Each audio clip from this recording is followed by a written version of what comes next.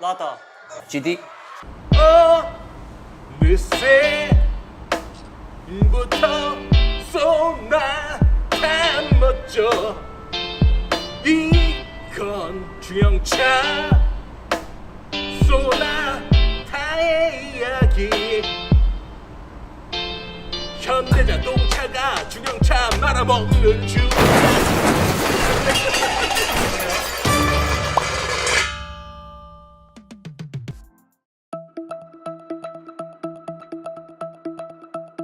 자, 현대에서 아반떼를 만들고 생긴 슬픈 드립이 하나 있는데 알고 계신가요? 오빠 저 차 뭐야? 뚜껑도 열려?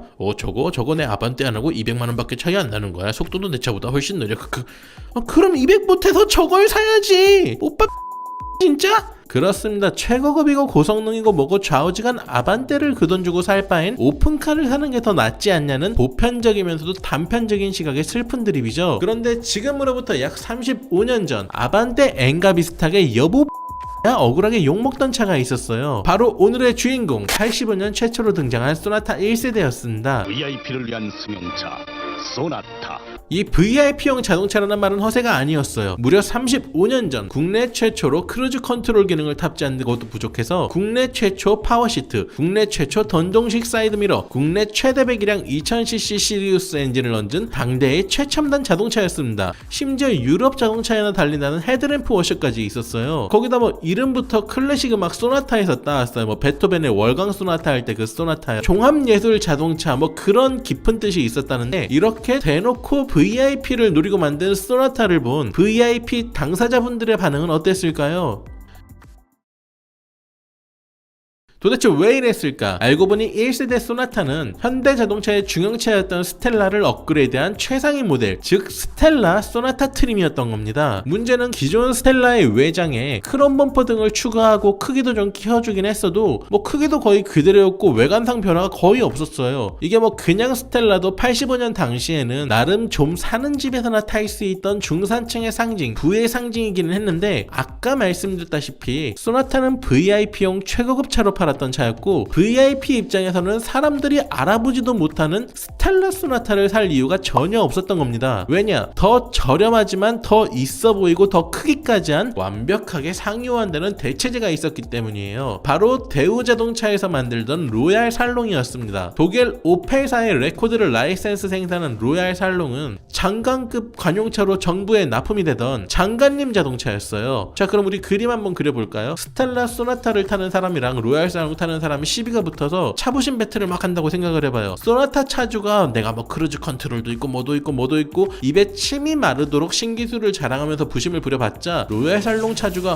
그렇습니까? 내 차는 장관차인데 원펀치 한 방으로 게임 끝나는 거예요. 거기다가 80년대는 차의 크기에 따라 주인이 받는 대접이 하늘과 땅 차이였어요. 기사도 있어요. 이게 한 중소기업 사장님이 허니투를 타고 호텔 주차장에 갔는데 자기 뒤에 큰 차들이 들어오니까 자기를 제끼고 막 그 차들을 먼저 발레 파킹해주는 걸 보고 너무 빡친 나머지 당장 중형차를 계약했다고 밝혔다, 뭐 이런 허탈한 신문기사가 날 정도였어요. 이렇게 사이즈가 최고로 중요한 옵션인 80년대였기 때문에 아마 현대도 크기의 중요성을 모르지는 않았을 거예요. 자, 소나타에 아무리 첨단 장비를 넣어봐야 로얄 살롱한테 등발해서 밀리기 때문에 승산이 없는 싸움인 건 뻔했죠. 그렇다면 현대는 왜 이렇게 무모한 도전을 했던 걸까요? 자, 사실 현대에도 로얄 살롱보다 더 좋은 차가 있었어요. 집 한 채 가격에 진짜 최고급 VIP 드림카, 현대가 포드에서 부품을 받아다 조립해서 만든 그라나다였는데 문제는 84년에 포드가 이 그라나다와 관련 부품을 모조리 단종하면서 현대는 그라나다를 만들고 싶어도 만들 수 없는 처지가 돼버립니다. 기술 독립을 하지 못했던 회사의 비극이었던 거예요. 그렇다 보니까 현대는 어쩔 수 없이 중산층 차 스텔라를 어떻게든 잘 포장해서 VIP용 최고급 자동차 소나타로 팔아보려고 시도했던 건데 이게 당시 사람들이 겉으로 보기에는 그냥 튜닝한 스텔라 그 이상 그 이하도 아니었어요. 그걸 살 바엔 로얄 살롱을 사야지. 여보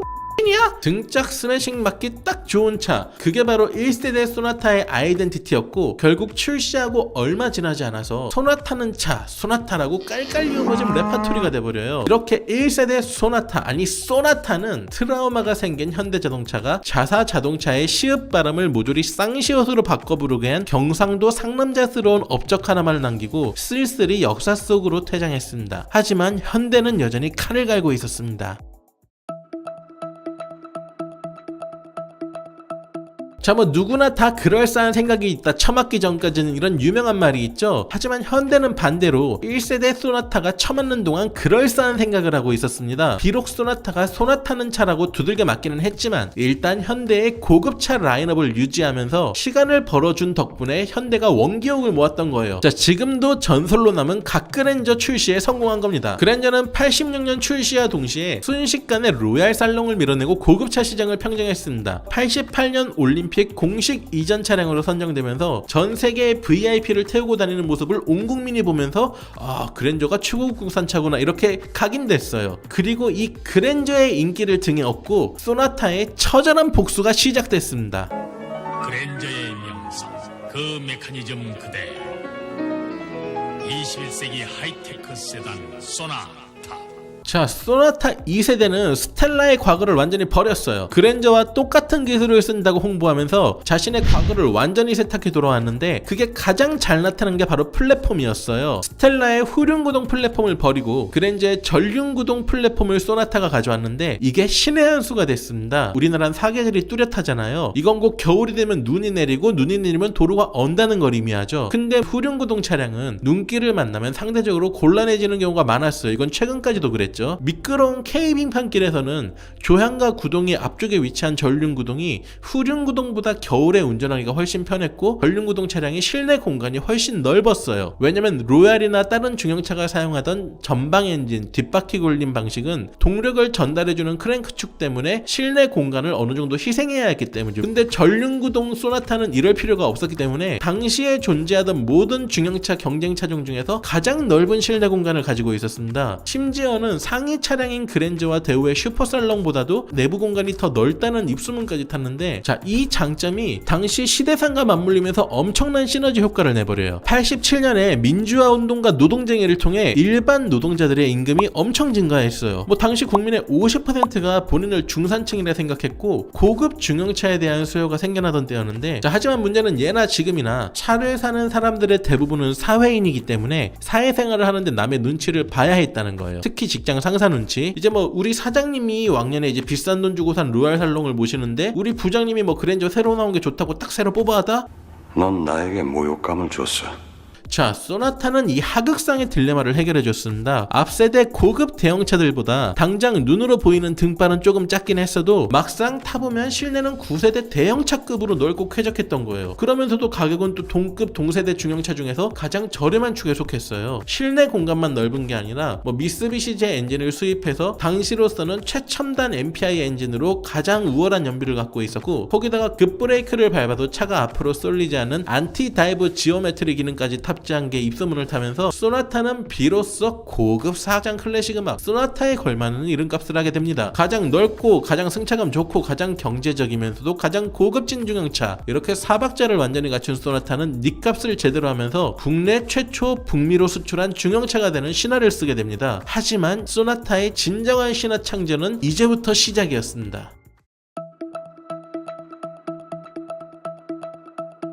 2세대 소나타와 그랜저의 대성공으로 현대 정주영 회장은 반값 아파트를 공급하겠다는 등의 공약을 내세워서 무려 92년 열렸던 대통령 선거에 도전했습니다. 뭐 이 당시 민심을 얻기 위해 정 회장은 자기가 타고 다니던 그랜저를 2세대 소나타로 바꿔 타고 다녔는데요. 이렇게 근검절약하는 노력에도 불구하고 정 회장은 92년 대선에서 광탈하면서 대한민국 정점에서는 꿈을 이루진 못했어요. 하지만 정 회장이 타고 다니던 소나타가 국내 최정상의 꿈을 대신 이뤄줬습니다. 중형 세단의 새 얼굴 소나타 2. 자, 제가 아까 처음 말씀드렸던 스텔라 소나타는 한동안 소나타 족보에서 흑역사로 분류가 돼 있었어요. 그래서 93년 출시된 3세대 소나타는 3세대인데도 소나타 2라는 이름을 달고 나왔는데요. 이 소나타 2가 아직까지도 깨지지 않은 대한민국 최고 중형차입니다. 바로 판매량 부분에서 말이죠. 이게 출시 이후 3년이 안 되는 기간 동안 국내에서만 거의 60만 대 가까이 팔려나간 소나타 2는 국내 자동차 시장의 트렌드까지 바꿔버렸어요. 대한민국 역사상 최초로 중형차가 소나타가 제일 많이 팔리는 차종이 된 지각 변동이 일어난 거예요. 어떻게 이런 일이 일어났냐? 80년대가 중형차 수요의 태동기였다면 90년대는 폭발기였습니다. 우리도 선진국이다 이런 국뽕이 차오르고 있었고 폰이나 엑셀, 브리사로 80년대에 운전대를 잡아봤던 분들의 상당수가 회사에서 고액연봉자가 돼서 차급을 높이고 싶어 했던 시기였어요. 그 상황에서 소나타는 전 세대에서 선제적으로 전륜구동을 도입한 덕분에 운전이 편한 중형차라는 이미지를 선점하고 있었고 국산 중형차 최초로 운전석 에어백을 장착했습니다. 거기다가 비록 원시적이긴 했지만 스포츠 모드까지 있었어요. 도로 상태와 운전 상황에 따라 쇼크 업서버 감속력을 조절하는 초기형 ECS가 탑재되어 있었던 건데 운전이 편하고 안전에 신경을 쓰고 나름 주행 감성도 있다 보니 이게 젊은 층에서도 소나타2가 나름 로망의 대상이었어요. 영화 건축학개론을 봐도 강남 사는 금수저 선배 오빠가 바로 이 소나타2를 타고 나오는데요. 이 시기 젊은이들이 소나타를 보는 시선이 어땠냐? 이걸 단적으로 볼 수 있는 90년대 뉴스가 하나 있어요. 오렌지족 입국컷 자동차 뉴스예요. 번쩍 골목은 고급 승용차로 가득합니다.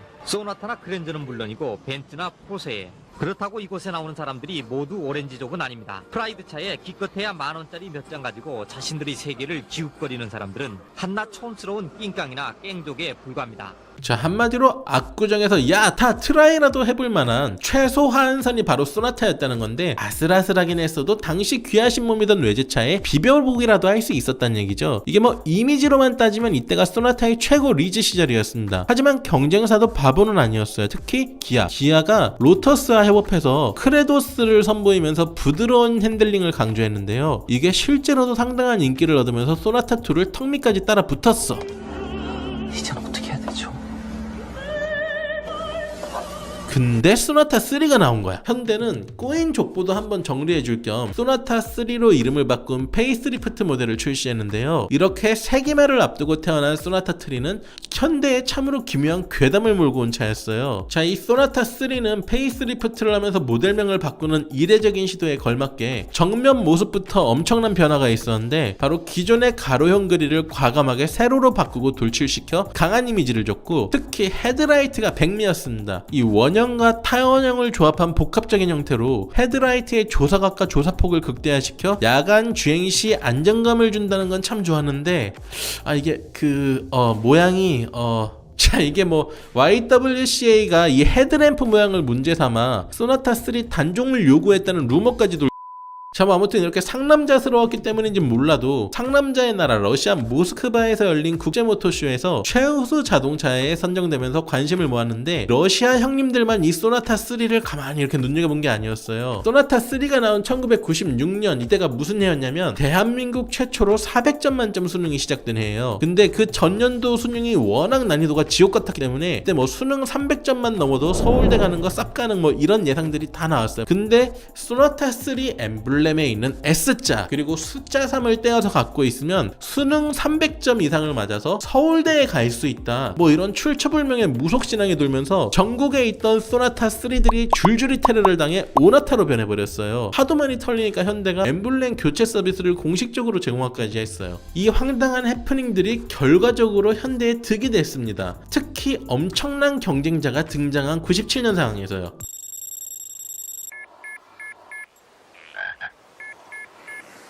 자, 97년 대우자동차는 레전드급 CF와 함께 중형차 레간자로 역습을 시작합니다. 레간자는 실제로 주행소음이 적어서 상당한 호평을 받았고 대우는 레간자와 소나타3 비교 광고까지 찍어서 불법 광고라고 때려 맞으면서까지 소나타를 꺾으려는 의지를 불태웠어요. 이런 노력 때문이었는지 레간자는 출시 첫 해 가장 광고가 기억에 남는 자동차로 선정되기도 했는데 딱 거기까지였던 거야. 이 소나타3가 헤드라이트 논란에 시장 선점, 서울대 해프닝까지 겹치면서 소나타의 네임 밸류가 넘사벽급이 돼 있던 거예요. 레간자는 소나타 판매량을 바짝 쫓아오긴 했지만 소나타3는 단 한 번도 중형차 1위 자리를 빼앗기지 않았는데요. 당시 기아랑 대우자동차의 눈에 비친 소나타 헤드라이트가 정말 탔을 거라고 예상이 돼요. 결과론적으로 소나타는 3세대에 와서 내수 판매 100만 대를 돌파했고 국산 중형차 대표로 자리매김하면서 꽃길만 걸을 것처럼 보였어요. 근데 97년 겨울 대한민국이 망했습니다.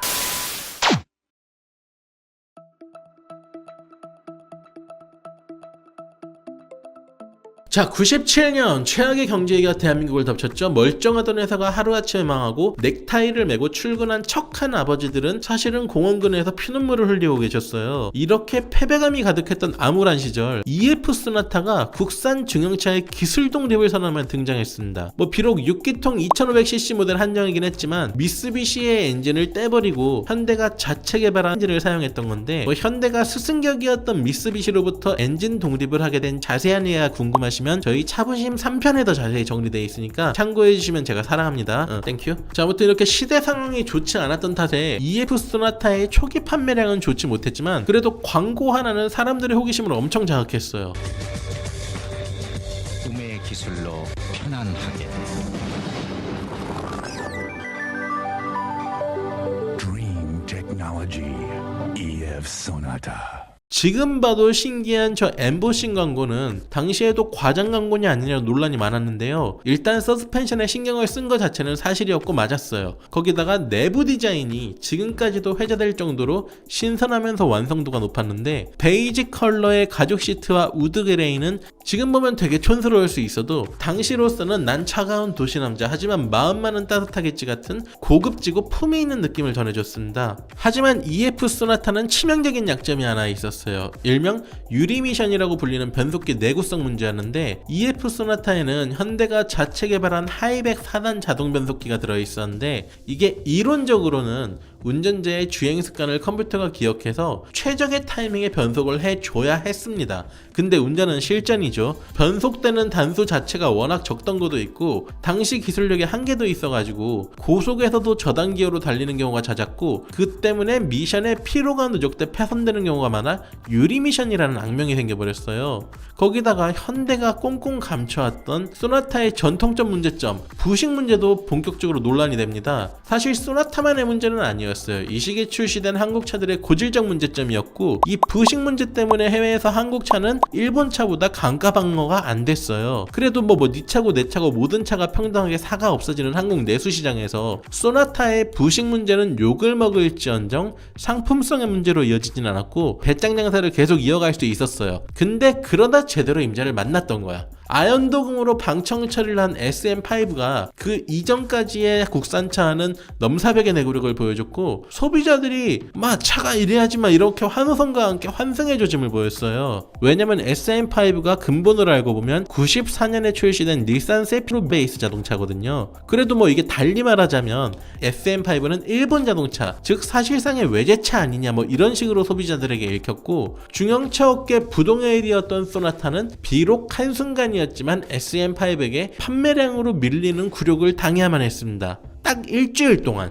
SM5 판매량이 소나타를 제꼈다는 언론 기사가 뜨고 정확히 6일 뒤 EF 소나타의 페이스리프트 모델이 공개됩니다.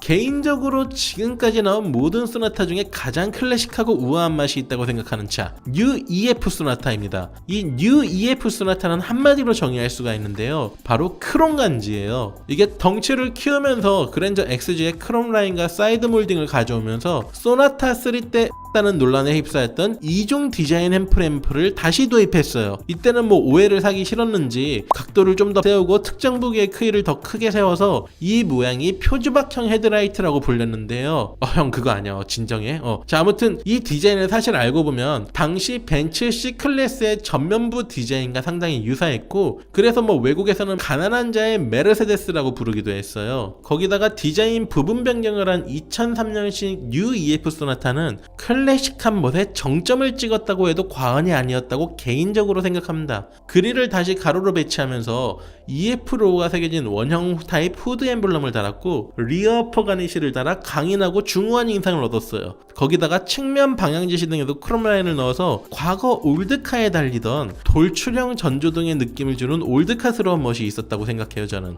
이게 88년 소나타 2세대에 나올 때 에어로 다이나믹 컨셉으로 시작된 소나타의 곡선 미학이 네오 클래식 감성으로 정점을 찍는 순간이었습니다. 이게 85년 처음 등장했을 때만 해도 여보 소리를 들으면서 등짝 스매싱을 부르던 소나타는 과거의 흑역사를 씻어내고 어느덧 중후하고 댄디한 멋을 풍기고 있었던 거죠. 비록 회장님 차 소리는 듣지 못했지만 성공한 중산층을 상징하는 차였고 사회인들의 현실적인 드림카였습니다. EF 소나타까지 250만 대를 돌파한 누적 판매량, 이게 바로 소나타의 높아진 위상과 인기를 단적으로 보여주는 판매량이었습니다. 자, 근데 위치가 바뀌면 세상을 보는 시선이 바뀐다는 말이 있죠. 그래서였을까요? 곡선 미학의 절정을 찍은 뉴 EF 소나타를 마지막으로 소나타는 새로운 미학을 추구하기 시작합니다. 자, 오징어 게임이 히트 치면서 무궁화 꽃이 피었습니다. 이게 전 세계적으로 엄청나게 유명해졌죠. 근데 90년대에도 어른들 사이에서 무궁화 꽃이 피었습니다가 엄청 유행했던 거 혹시 아시나요? 한국이 핵미사일을 자체 개발해서 일본을 개박살낸다, 뭐 이런 내용의 국뽕 넘치는 소설이었어요. 이 소설처럼 현대자동차도 일본의 무궁화 꽃을 피우고 싶어 했습니다. NF 소나타로 일본 중형차 시장 정복에 도전했던 겁니다. 새로운 소나타와 함께 지금 당신을 만나러 갑니다. 현다이 소나타 니혼 데뷔. 자, 일본 현지 CF의 한국말 때려박는 팩이 보셨죠? 소나타의 역사 일부를 봐주신 많은 분들께서도 소나타 중에 최고는 NF 이런 댓글들을 많이 달아주셨는데요. 실제로 5세대 NF 소나타는 일단 엔진과 파워트레인, 플랫폼까지 자동차의 뼈대와 심장을 모조리 국산화시켰던 겁니다. 예전엔 안 그랬냐고요? 네, 안 그랬어요. 소나타 국민차 전설이 시작된 소나타 3세대는 파워트레인과 플랫폼을 모두 미쓰비시 기술에 의존했어요. 로열티 따박따박 갖다 바치면서 말이죠. 하지만 4세대 EF 소나타가 최초로 국산 플랫폼을 사용하고 일부 후기형 모델에 조금씩 엔진 트림을 국산화시키기 시작하더니 NF 소나타는 출시 초장부터 플랫폼은 물론 5개나 되는 엔진 라인업을 모조리 국산 엔진으로 박아버렸습니다. 그것도 디젤, 휘발유, LPG를 가리지 않고 말이죠. 심지어 이때 사용한 세타 엔진은 현대에게 시리우스 엔진을 하사해주던 스승님 미쓰비시가 거액을 주고 엔진 기술을 사가기까지 했어요. 이거 이만하면 슬슬 뭐 올라오죠? 대한독립 만세 해봅시다. 지나 까잡소.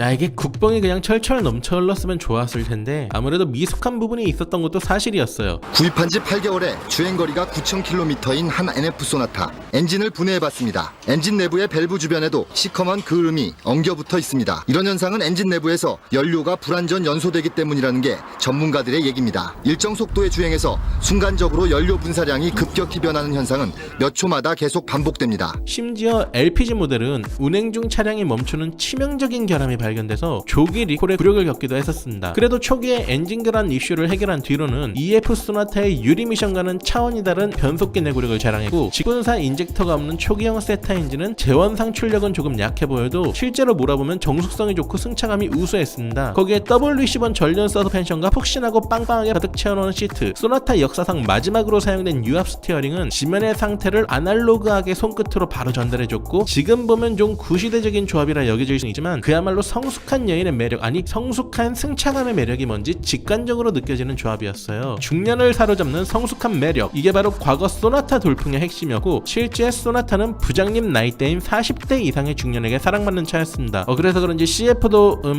좀 아무튼 중년의 로망 소나타의 5세대 진화형답게 NF는 중년의 심장을 저격하는데 충실했습니다. 전작 EF 소나타가 극한의 곡선 미학을 추구했다면 NF는 유로피안 스타일을 표방하며 헤드라이트와 차체 라인을 직선적으로 바꿨어요. 그러면서도 라인이 각지지 않고 부드럽게 딱딱 맞물렸고, 그 전까지 툭 튀어나와 있던 범퍼를 집어넣어서 다듬어줬어요. 그래서 어떻게 보면 이거 너무 무난한 거 아닌가 싶지만 반대로 15년이 지나서 지금 봐도 무난한, 그야말로 시대를 초월한 디자인을 완성했던 거예요. 특히 새 플랫폼으로 차체를 대폭 키우면서 그랜저보다도 전폭이 넓어져 볼륨감이 극대화됐었죠. 지금까지도 워낙 높은 완성도로 현대가 실수로 잘 만든 차라는 말까지 나오는 NF 소나타는 사실 현대가 못 만들면 큰일 나는 차였어요. 왜냐면 현대가 사운을 걸고 몰빵을 했던 차였거든요. EF 소나타가 수출이 제법 되는 걸 보고 현대는 2002년 미국 엘라베마에 대규모 공장을 지었습니다. 최소 연 30만 대씩을 미국 본토에 바로 꽂아버릴 생각을 한 건데, 이미 이때부터 NF 소나타를 구상을 하고 있었던 거예요. 기를 쓰고 엔진 국산화에 집중한 것도 순수한 현대 기술력 자동차로 미국에서 승부를 보려고 했던 거였고, 실제로 소나타 NF는 북미 출시 첫 해부터 내수 판매량 2배 넘게 팔리는 대박이 터집니다. 하지만 우리가 왜 흔히 하는 말로 미국은 차가 필수품이다 보니까 단차나 인테리어 그런 디테일은 별로 신경 안 쓴다 이런 말들을 많이 하잖아요. NF 소나타의 치명적인 단점, 구원할 방도가 없는 처참한 인테리어였습니다. 너가 뭘 좋아할지 몰라서 인테리어 조합을 3개나 준비했지만 3가지 조합이 다 하나같이 폭망이라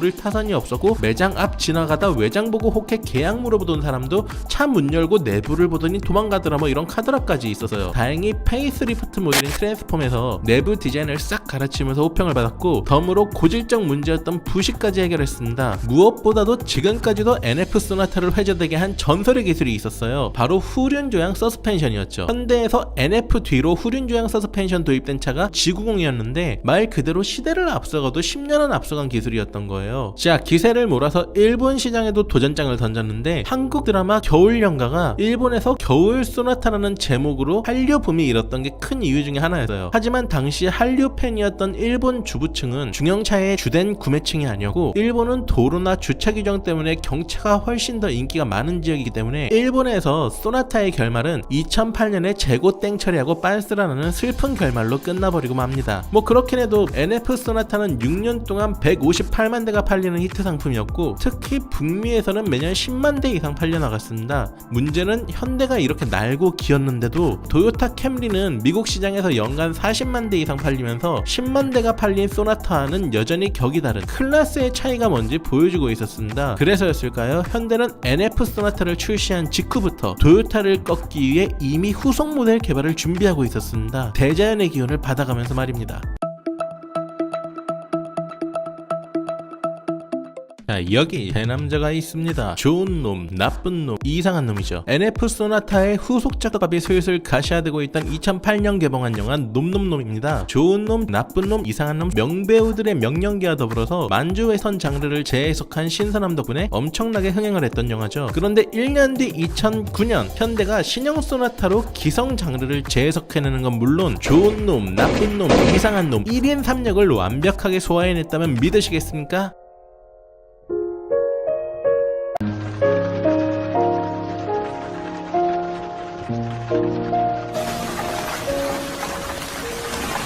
그렇습니다. YF 소나타라고 쓰고 삽입충이라고 읽는 소나타 6세대의 등장이었습니다. 시장의 첫 반응은 이상한 놈 취급이었어요. 기존의 소나타 아니 소나타의 주 수요층이던 40대 이상층이 생각하고 있던 중형차의 전통적인 디자인 감성을 완전히 갈아엎은 플루이딕 스컬프터 디자인은 난초에서 모티브를 얻었다고 하는데 민초보다도 호불호가 더 심하게 갈렸습니다.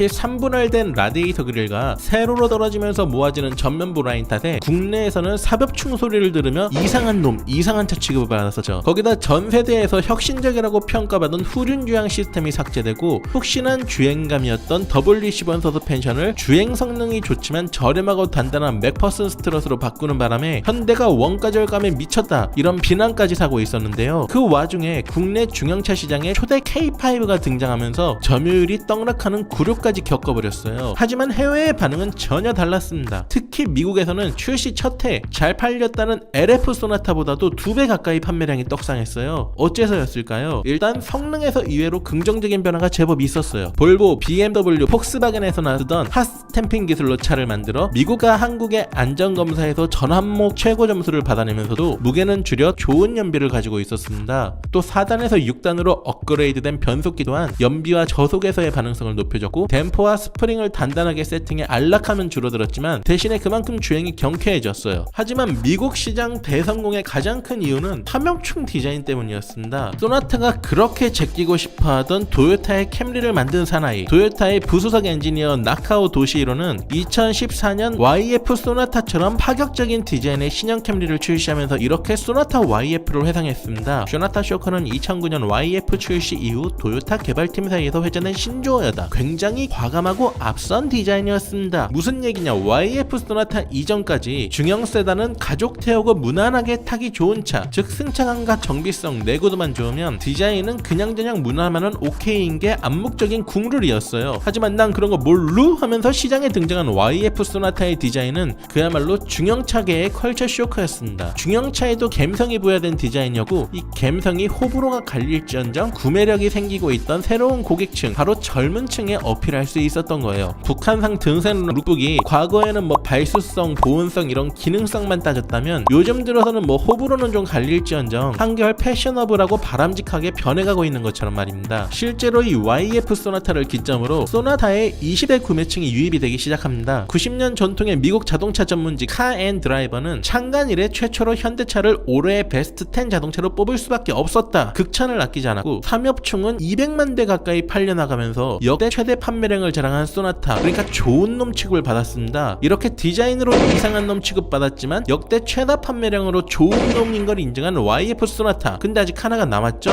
아주 그냥 천하의 나쁜 놈이기도 했던 겁니다. 시간이 지나면서 드러난 세타2 엔진 결함으로 인한 리콜이 부품 설계 불량 논란에도 불구하고 미국 제조 공장 문제라며 국내 소비자들은 괜찮다고 주장했던 것. 리콜 대상을 축소하려다가 공익제보자에게 딱 걸려서 미국에서 벌금 때려맞고 공익제보자에게 보복성 인사 조치하는 뒤끝까지 쩔어졌던 나쁜 놈. 이게 바로 YF 소나타에 숨겨진 또 한 가지 추악한 모습이었습니다. 좌우지간 YF 소나타는 이 사벽총 룩북 한 방으로 전 세계 중형차 업계의 새로운 감성 트렌드를 선도한 차였습니다. 그건 인정할 수밖에 없어요. 왜냐면 실제로 YF의 등장 이후 토요타 캠리는 스포티하고 젊은 방향으로, 혼다의 어코드는 반대로 럭셔리한 디자인을 추구하며 방향은 다를지언정 중형차의 감성을 불어넣으려고 고민했습니다. 그렇다면 이 변화의 시발점이 된 현대의 소나타는 어떤 모습으로 진화했을까요?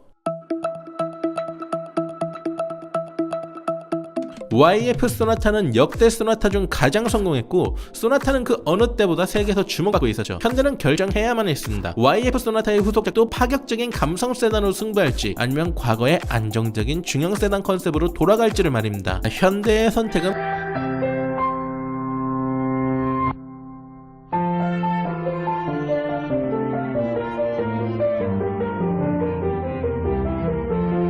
본질로부터 소나타. 현대의 선택은 변화에 대한 변화였습니다. 즉 과거 안정적인 느낌의 전통적 중형 세단 감성을 약간 섞어줬던 거예요. 특히 논란이 됐던 사벽충 그릴 모양새를 다듬어주면서 굳이 따지자면 YF 디자인 80에 NF 디자인 20 정도를 섞은 그런 디자인을 만들어냈어요. 하지만 LF 소나타는 사실 풀체인지라고 하기에 조금 이문스러운 차량이었습니다. 파워트레인 어느 것도 변하지 않았고 고광도 철판 사용 비중을 늘려 안정성을 높인 건 좋았지만 파워트레인은 그대로인데 무게만 늘다 보니 자연스럽게 연비마저 떨어졌습니다. 그럼에도 불구하고 LF 소나타는 사전 예약 첫날 1만 명이 넘는 예약이 몰려들었습니다. 과연 현대의 선택이 옳았던 걸까요? 어째서였을까요? 사실 7세대 소나타는 그렇게 또 못 만든 차는 아니었습니다. 디자인이 좀 심심해졌다고 볼 수는 있지만 그만큼 호불호 때문에 피하는 고객도 줄었고 고강도 철판 사용을 늘린 덕분에 YF에서 지적됐던 주행 소음도 작고 차량 안정성도 높아졌습니다. 그렇다면 뭐가 문제였냐? LF 소나타가 출시됐던 2014년 소나타는 찔끔 바뀌고 말았지만 세상은 너무 많이 변해가고 있었던 거예요. 자, 내가 왕년에 토큰으로 버스를 타봤다, 본인이 아우스포겐이 뭔지 안다 하시는 분들은 기억날 겁니다. 예전에는 학교와 직장을 월화수목금토 주 6일을 다녔다는 걸 말이죠. 자, 그런데 2012년 학교와 회사 주 5일제가 실시됐습니다. 하지만 갑자기 생긴 풀주말 연휴에 뭘 해야 할까? 애들도 모르고 부모님들도 몰랐어요. KBS 1박 2일과 MBC 아빠 어디가에서 캠핑 열풍이 불기 전까지는요. 자, 우리 뭐 민국이 윤후 그리고 야외 지침 뭐 이런 거 기억나세요? 캠핑 예능들이 줄줄이 대박이 터지면서 아웃도어 레저 열풍이 불었는데요. 깃들 나비의 날개짓이 태평양에 폭풍이 된다는 나비 효과처럼 이 레저 열풍이 국내 자동차 시장을 완전히 뒤집어 놨습니다. 바로 SUV 판매량이 급증하기 시작했던 거예요. 왜냐면 뭐 캠핑 가고 차박하고 하려면 세단으로는 무리거든요. SUV 시장의 폭발적 성장은 곧 역사와 정통의 강자, 세단의 선호도가 위협받고 있음을 의미했습니다. 실제로 차종과 브랜드를 가리지 않고 세단들 판매량이 거의 20% 가까이씩 떡락하고 있었는데 그 와중에 LF 소나타는 너무 찔끔 바꾸고 말아버렸어요. 이 정도로는 밑에서 치고 올라오는 젊은 피, SUV의 돌풍을 당해낼 수가 없었던 겁니다. 그런데 LF 소나타의 숨통을 틀어지는 가장 큰 주적은 SUV가 아니었어요. LF 소나타 몰락의 가장 큰 주적, 그건 바로 현대 자신이었습니다. 자, 소나타가 1985년 처음 나올 땐 VIP를 위한 차, 그 다음에는 부장님 차, EF 때는 뭐 LG 임원 차량도 쓰일 만큼 소나타는 전통적으로 어느 정도의 품위를 가지고 있는 차량이었어요. EF 소나타 당시 현대차의 세단 라인업을 보면요, 대형 에쿠스, 준대형 그랜저, 중형 소나타, 준대형 아반떼, 소형차 엑센트 이런 구성이었어요. 한마디로 소나타가 5명 중에 3등은 하고 있던 평균 혹은 평균 이상의 위치였던 겁니다. 하지만 LF 때는 상황이 전혀 달라져 있었어요. 대형 에쿠스 다음 준대형 제네시스 다음 준대형 그랜저 다음 대형 소나타 다음 준준형 아반떼 다음 소형차 엑센트, 이미 이렇게 6명 중 4등으로 밀려나 있던 상황이었고, 여기에 2014년 그랜저와 제네시스 사이의 등급으로 아슬란이 새로 출시되고 현대가 엑센트를 단종하겠다고 밝히면서 실제 간 등급이 에쿠스 다음 제네시스 다음 아슬란 다음 그랜저 다음 소나타 다음 아반떼 이렇게 변해서 소나타의 위치가 졸지에 6명 중 5등인 위치로 추락한 거죠. 뭐 물론 나쁜 것만은 아니었어요. 그만큼 젊은 연령층들이 부담없이 접근할 수가 있었고 실제로 2040의 판매 비율도 증가했어요. 하지만 기존 소나타의 충성 고객층이었던 50대 이상층 이탈이 가속화되는 걸 뜻하기도 했죠. 거기다가 하필이면 또 2015년에는 아반떼 AD가 역대 최고의 상품성이라고 불릴 만큼 알찬 구성으로 치고 올라오고 있었어요. 이때 아반떼가 무려 세계에서 4번째로 많이 팔릴 정도로 인기를 끌었거든요. 뭐 결국 이렇다 보니까 사회 초년생 혹은 가성비카를 원하는 사람들은 아반떼 쪽으로 오히려 빠져나갔고, 과거 소나타를 구매하던 그래도 적당히 어느 정도는 품격 있는 세단을 원하던 사람들은 역으로 그랜저를 선택했습니다. 결국 소나타는 세상의 변화 속에서 이도저도 아닌 낀 세대가 되어버린 겁니다. 그야말로 진퇴양난의 상황 속에 2015년 소나타는 30살 생일을 맞이합니다. 이때다 싶어가지고 야 나 이렇게 쿨한 부장이야 뭐 이렇게 어필을 하듯이 내수 차량과 수출 차량을 정면으로 꼬라박는 퍼포먼스까지 동원했어요. 하지만 소나타에게 돌아온 건 실험 결과처럼 처참하게 박살난 판매량이었습니다. 정신을 차려보니 회장님과 MZ 신입사원 사이에 꽉 끼어있었던 소나타 부장님의 비극, 애매한 낀세대 부장님을 찾는 사람은 점점 줄어갔고, 그렇게 LF 소나타는 치명적으로 못 만든 차가 아니었음에도 불구하고 가장 치명적으로 안 팔린 차가 돼서 절박하게 다음 세대를 준비해야 됐습니다.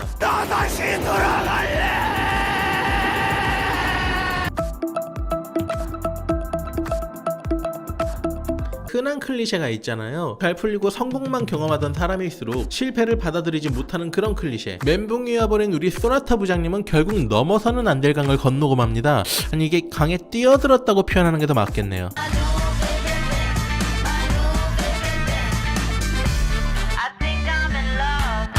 전 개인적으로 이 광고가 되게 미래를 정확하게 예측을 했다고 생각해요.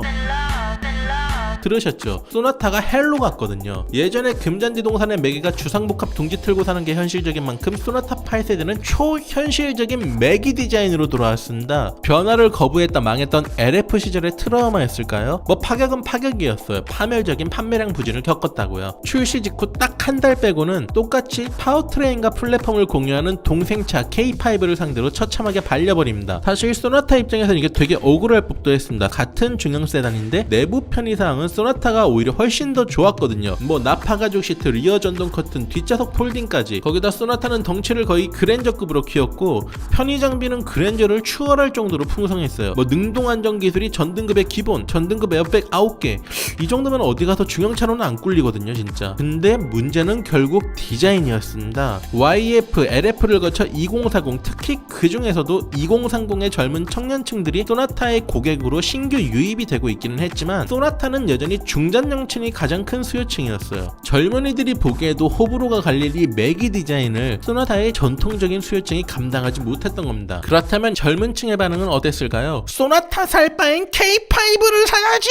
K5는 꾸준히 파격적인 디자인 시도로 젊은 중형 세단이라는 브랜드 가치를 아주 오래전부터 확고하게 잡아오고 있었어요. 그렇기 때문에 젊은 층은 쉽사리 소나타의 마음을 빼앗기지 않았습니다. 소나타도 L을 쓰기는 썼어요. 사상 초유의 고성능 중형 세단 소나타 N라인을 출시하고 뭐 카트라이더, 게임, 아바타다, 메타버스, 가상시승이다, 젊은 애들이 좋아한다 싶은 거에는 다 얼굴을 들이밀면서 애써보긴 했어요. 하지만 엉금진하던 부장님이 갑자기 소통하겠답시고 요즘 유행어로 드립을 쳐봐야 진심이 전해지기란 쉽지 않은 법이죠. 결국 온갖 눈물의 똥꼬쇼에도 불구하고 소나타 판매량은 K5에 압살당하고 말았습니다. 일각에서는 YF 때처럼 DM8도 북미에서는 잘 나간다, 세계 시장에서는 파격적인 디자인 잘 먹힌다, 이런 주장도 나오고 있기는 합니다. 근데 저 차돌박이 생각은 좀 다릅니다. 아까 도요타가 사법층 YF 소나타에 자극받아서 캠리 디자인을 확 갈아엎었다고 말씀드렸죠. 그때 상황이랑 비교해서 보여드릴게요. 보통 신모델이 출시된 그 해는 전년도 모델이랑 섞여서 팔리니까 출시 다음 해를 기준으로 비교를 좀 해볼게요. 자, 먼저 2005년 상황을 좀 보면요, 중형차의 제왕 도요타 캠리랑 NF 소나타가 북미 판매량 3배 넘게 차이가 나고 있었어요. 자, 그러면 우리 사법층 YF 소나타 출시되고 1년 뒤인 2010 2010년 이때 보면 캠리가 32만 대 팔릴 동안 YF가 무려 20만 대가 팔려요. 기존의 소나타보다 300% 많이 팔리던 캠리를 YF 소나타 때에는 60% 수준까지 따라잡은 거예요. 공교롭게도 소나타와 캠리 모두 2014년에 새 모델을 출시했는데 제가 아까 말씀드렸죠. 캠리는 YF 소나타에 자극받아 파격적인 디자인을 들고 나왔고 LF 소나타는 다시 얌전해졌죠. 1년 뒤 그 결과는 어땠을까요? 캠리의 북미 판매량은 43만 대, 소나타 판매량은 21만 대로 다시 더블 스코어로 격차가 벌어지더니 그렇다면 DM8 매개가 출동하면 어떨까? 2020년 소나타 8만 대, 캠리 29만 대, 함께 다시 격차가 벌어졌죠. 이게 과연 DM8이 해외에서는 선전하고 있다고 위안 삼을 수 있는 수치일까요? 글쎄요, 저는 전 잘 모르겠네요. 뭐 이게 소나타한테 되게 독설만 잔뜩 늘어놓고 마무리가 되는 느낌인데요. 그럼에도 불구하고 소나타 탑 8세대 나쁜 차냐? 8세대 타는 사람들 차에 뭐 트구냐? 이런 말을 하고 싶은 건 절대로 아니에요.